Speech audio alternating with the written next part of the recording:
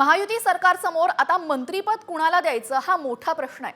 2 किंवा 3 पेक्षा जास्त वेळा निवडून आलेल्यांनी आपल्याला मंत्रिमंडळात समाविष्ट करून घ्यावं अशी इच्छा व्यक्त केल्याची माहिती सूत्रांनी दिली आहे। कोणत्या पक्षाला किती मंत्रिपदं मिळणार यावर अजून शिक्कामोर्तब झालेला नाहीये।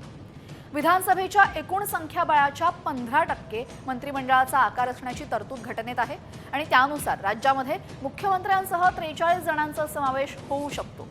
त्यामुळे मुख्यमंत्री आणि 2 उपमुख्यमंत्री सोडल्यास मंत्रिमंडळामध्ये आणखीन 40 जणांचा समावेश करता येऊ शकेल।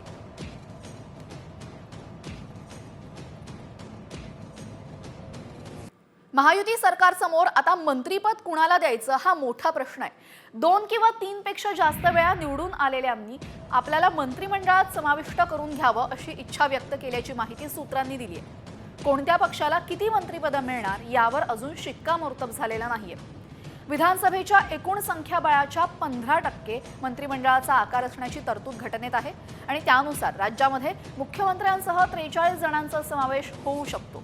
त्यामुळे मुख्यमंत्री आणि 2 उपमुख्यमंत्री सोडल्यास मंत्रिमंडळामध्ये आणखीन 40 जणांचा समावेश करता येऊ शकेल।